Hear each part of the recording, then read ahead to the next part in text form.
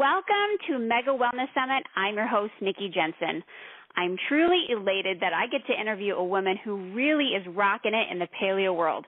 Her name is Nell Stephenson, and she knows her stuff when it comes to paleo and getting fit. Nell just opened her first paleo lifestyle studio in Los Angeles, California, where she offers paleo nutritional counseling worldwide. She is the author of the book Paleoista and a popular blog writer. She has been featured on the Dr. Oz Show twice, along with her mentor, Dr. Lauren Cordain. Welcome, Nell Stephenson. How are you? Thanks for having me on, Nikki. I appreciate the opportunity to talk with you. Yeah, I'm really excited because you're the expert on paleo. I wanted to just get to know what paleo really is. Yeah, absolutely. It's actually really simple. It's a very common sense way of eating. It is based on the way our Paleolithic ancestors ate, but it's executed with foods that we can easily get in our farmers markets, our grocery stores, and even in our own backyards. It's nothing more complicated than the idea that we should be eating locally, seasonally, lots of vegetables, some fruit in moderation, healthy wild proteins like wild salmon and grass-fed meats, and balance that with some good fat sources like avocado, olive oil, nuts and seeds in moderation. So it's actually really just a common sense way of eating, not like one of these radical fad diets it's often portrayed to be. Yeah, and a lot of people have said that paleo can be a hard diet to follow. I know that you make it so simple. What do you say to people, especially your clients, on how to really simplify this?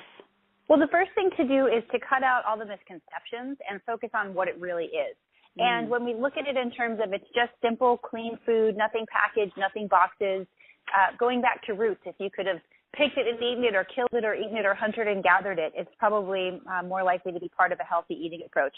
So if we cut away we don't need to go into all the misconceptions because there are so many, but the bottom line is every meal should consist of real, fresh, whole food. So every meal should be a template of lots of vegetables, protein, call it roughly the size of the palm of your hand, and a nice dollop of healthy fat. You don't have to go crazy measuring and weighing or worrying about too many calories. Just keeping it all in balance and moderation is the key.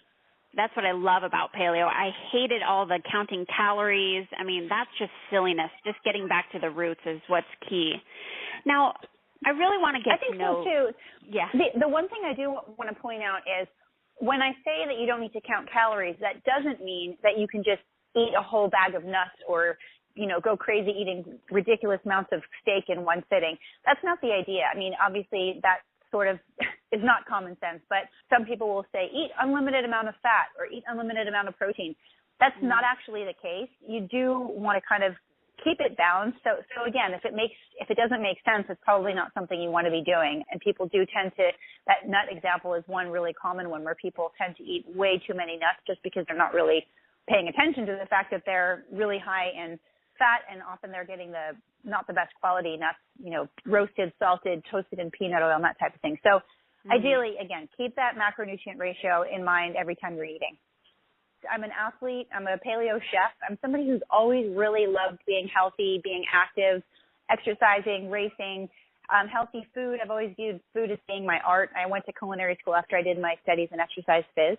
And I feel like I try to share a lot about how my own journey from being very sick as a child with stomach issues and finding paleo through trying lots of different ways of eating, including being vegan, including the zone, including blood types. While it was a painful journey at times, I'm glad that I went through that because now I've got so much information that I can share with people. And I find that being able to identify with other people that have gone through similar situations and also far worse situations where they've been, fighting debilitating illnesses. And my takeaway message that I really want everybody to understand is no matter how sick somebody is or unwell, varying degrees of not lack of health can all be so helped by focusing on what we're eating.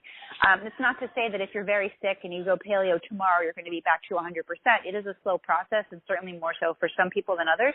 But to empower people with knowing that they can so greatly affect their health simply by choosing to eat real food and to avoid processed, refined things that aren't really food anymore is just, it's pretty cool. Now, you just opened your first paleo lifestyle studio. What is this all about? The lifestyle studio is the brick and mortar version of something I've been doing online for quite a while. My earlier part of my career was focused primarily on personal fitness training, and then about a decade ago, I started adding the nutritional component because as a personal trainer, you're often asked by your clients for tips on how to eat properly. What should I eat before a workout? I'm going out to dinner. What can I eat that's healthy but feels a little bit like a treat, so on and so forth. So I do have that's where my roots of my business started, with personal fitness training, and then they evolved into more of the nutritional component. And I've had the opportunity over the past 7 to 10 years of working with people globally to help them implement paleo living into their lifestyle. And so this studio is basically the physical place where I can meet with clients, both who are based in LA as well as people who are not based in LA but who are traveling through LA, that I have the opportunity to meet with in person after maybe only knowing online for quite a period of time. They can come in, sit down, talk about their nutrition, and really focus on how I can help them. And when you have that point-of-point contact in person, it's really helpful. So they can come in doing their weekly check-in, talk about what's working, what's not, usually going off one of the download plans that I create. And then for the custom clients, it's more focused on what I can do to help their specific day-to-day living with travel, with racing, with kids, with anything that might contribute to affecting the eating in any way, shape, or form. So it's a really cool little studio, and hoping that people can check it out when they're in LA. Fantastic. Now, you have a paleo food delivery on there that I'm seeing, and so do you also deliver paleo food? Yes, it's not my company, it's a company that I've partnered with called That's So Paleo, and they offer, it's pretty cool, nationwide fresh food delivery, which I kind of had to do a double take, and I thought, how can it be fresh? Isn't it frozen? And I've tasted it. It's actually, it's tasty, it's quality, it's organic, it's locally sourced, and it does go nationwide fresh, not frozen. They use this really cool machine that I was able to view in person when I saw their facility, which removes 99.9% of the oxygen, allowing the food to be transported, obviously with dry ice, and so it's fresh, not frozen, and it's a really quality product. And they're using only grass-fed organic meats, correct? Yes. The sourcing is hugely important to me. Exactly. And they're coupling it with fresh organic farm-raised chicken and vegetables and all of that are locally grown? Yeah. The quality and the attention to detail is really important, and that was one of the factors that I wanted to make sure was in place before I even considered recommending it. Very cool. And so you just wrote your third book, Pocket Paleo. Can you tell everybody about Pocket Paleo? Yeah, Pocket Paleo is a series of 3 books. It came out first in ebook format, so you can read it on your tablet, and it will be coming out in print. But basically, I focused on what to eat for breakfast, what to eat for snacks, and what to eat for workout, because those are the 3 areas that I found clients had the most particularly difficult time addressing. Most people get their head around the idea that we should be having something like a salmon salad for lunch and maybe some filet with broccoli for dinner. But when we take away the grain and the dairy, people are wondering what to eat for breakfast because they're used to eating bagels or oatmeal or yogurt. And then for snacks, they're used to eating these highly processed 100-calorie items in packages and that kind of thing. And certainly within the sports arena, it goes even beyond into sports nutrition with powders and gels and this and that. So I really wanted to highlight that we can go paleo for all of the time and give people ideas of how to simply prepare food to go no matter what the situation is. And so let's just talk food for a minute, because I'm a foodie and I love to talk about food. So can you give us a day in the life of somebody who is, truly paleo? Yeah, it's actually quite simple. I like to remove the headings of breakfast, lunch, snack, dinner, and just call it food. And once you do that and you reassign foods into categories of the macronutrients, so in other words, you have your proteins, your fats, and your vegetables, it doesn't matter what time of day it is. The only exception to this is when you're getting ready for or recovering from certain workouts. Obviously, the example would be if you're a runner and you're about to do a track workout, I wouldn't advise you have a big bowl of broccoli and a steak right before you're going to the track. But aside from when you're getting ready for or recovering from a workout, all meals should have vegetables, all meals should have protein, all meals should have healthy fat, and that's really the long and short of it. So it sometimes takes a little bit of getting used to, especially the meals I was talking about before, like breakfast and snacks. And so one way to make it a little bit easier is to choose foods for breakfast that already feel familiar to you for that time of day. So if I were to suggest that you should have couple of poached eggs on some veggies or even a veggie omelet, that would feel like, oh, that makes sense. It doesn't seem strange at all. And then gradually you transition to the idea that, you know what, there's nothing wrong with having leftover dinner for breakfast. In fact, that's what I had today. I have a workout, but not until later in the day. So for breakfast, I had a piece of bison steak, some steamed kale, some blueberries, and some avocado. So to me, that's just food. It's gotten normal. It's not strange at all. And I feel great compared to if I had gotten up and had even something that's natural, but something like a bowl of berries that's a lot of sugar to have by itself. If you were to have just fruit by itself, there's no protein, there's no fat. So just to have that to get up and go and, go to your office is not the best scenario. So you want to always really remember that macronutrient ratio. So for example, breakfast could be, call it a veggie omelet and some berries on the side. And then a few hours later, you might be hungry for a snack. So it could be maybe an apple, a handful of raw walnuts. As long as you're not following the autoimmune protocol, you can have nuts and seeds in moderation. And then lunch might be that salmon salad, piece of wild salmon, mixed greens, some avocado. Afternoon snack might be a nori wrap. I really am a fan of getting people to eat seaweed because we tend to eat a lot of cruciferous vegetables like broccoli, cauliflower, kale. So we get a lot of sulfur. And the problem is if we don't balance that sulfur out with a good source of iodine, like seaweed, we can compromise our thyroid function. So it's really important to get some sea veggies in there. And nori is the seaweed that we're all familiar with from when we would eat sushi. You can use that as a wrap. So you can throw some whatever protein you have left over, throw some spinach in there, maybe some sliced turkey, maybe some avocado, and make these nice little handy wraps to go. And then for dinner, maybe it's that piece of grass-fed filet and some grilled asparagus. And that's pretty much it. It's just vegetables all the time, protein all the time, and balancing it out with some healthy fat. Oh, my gosh. Now I'm hungry. That sounds amazing.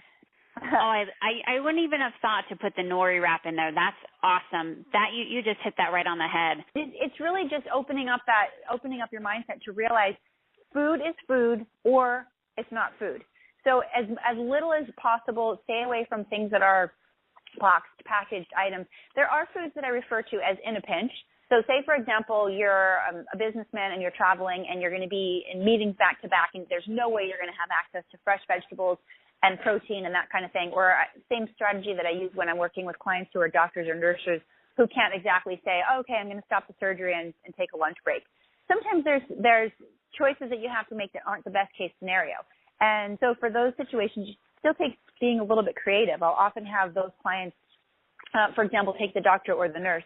Sometimes ahead of time they'll make a smoothie, and it doesn't have to be savory. It might be a puree of last night's dinner, roast chicken, broccoli, some broth, and some olive oil thrown into the Vitamix, making it into a smoothie, stick that in a coffee cup, and stick it in the fridge when you get to the office or to the hospital. And when you've got that 3 minutes between patients, there's your quick balanced meal on the go.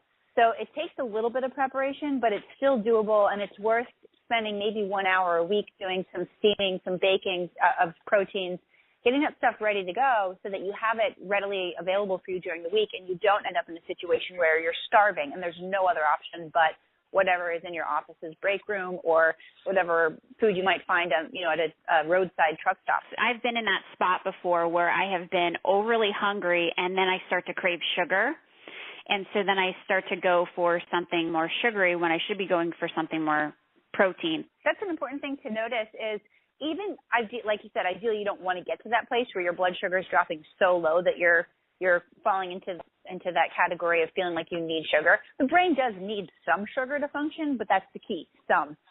So even if you find yourself in that situation, you can still stop that awful blood sugar, insulin roller coaster by still going to get some protein and fat. Love it.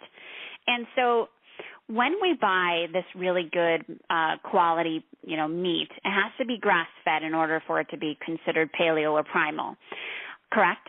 Yes, definitely. Okay. And again, but I do want to highlight this gray area too.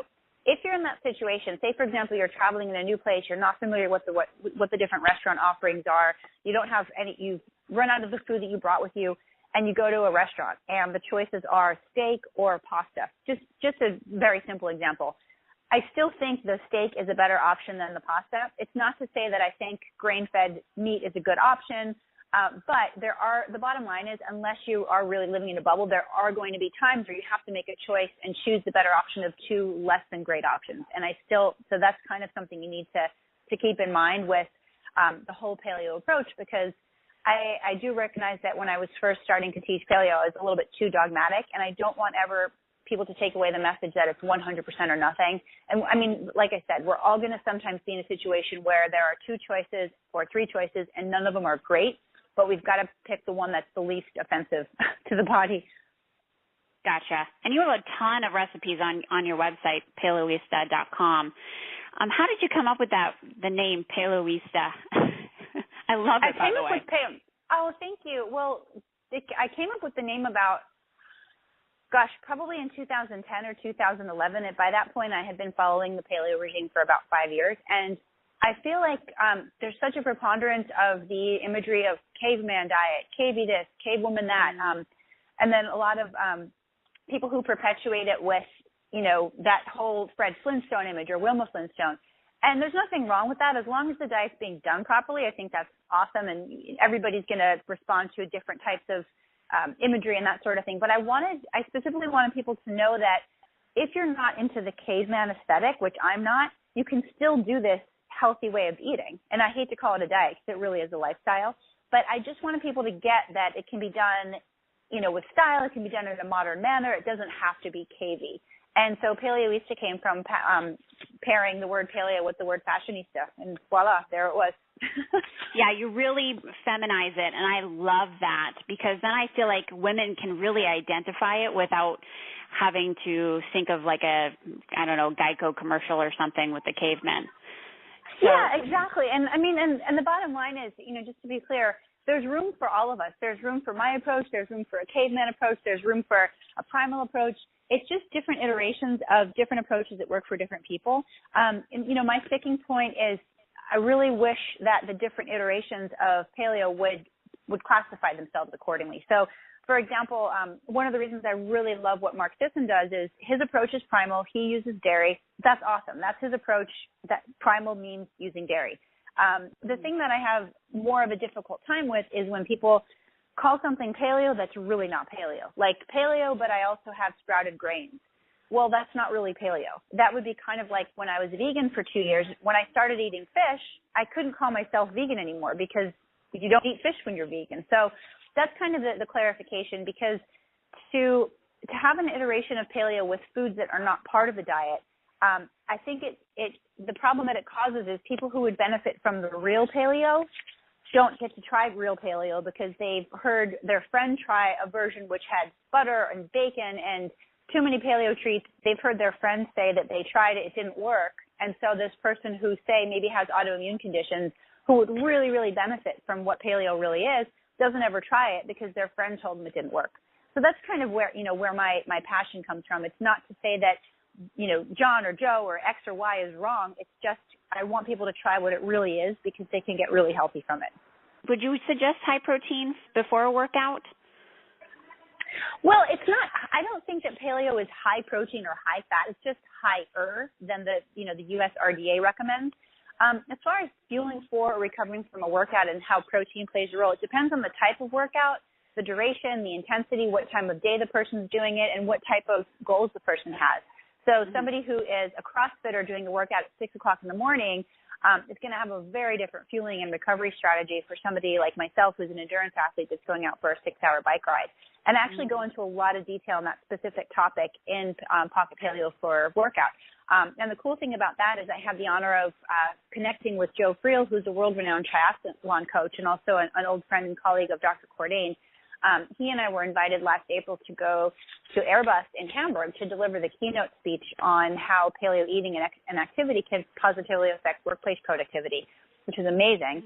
And during that time, I had a chance to speak with him more, and he's completely on board with paleo. So for anybody out there that's listening thinking, well, I'm an endurance athlete, I don't think I'll have the fuel for competing without having my bagels and my pasta, I can assure you that the reason that I was able to perform and go from a very average age group triathlete to a very competitive athlete and compete 7 times at World Championships in Kona was because I found out about the paleo diet. So it's a combination of transitioning yourself away from becoming so dependent on refined carbohydrates, becoming more efficient at being a fat burner, and fueling your body as much as possible with real food. I love it. Now you are just a book of knowledge. Thank you so much for being a part of Mega Wellness Summit. I'm sure that everyone had an aha moment on this call. If you want to connect with Nell, visit her at Paleoista.com.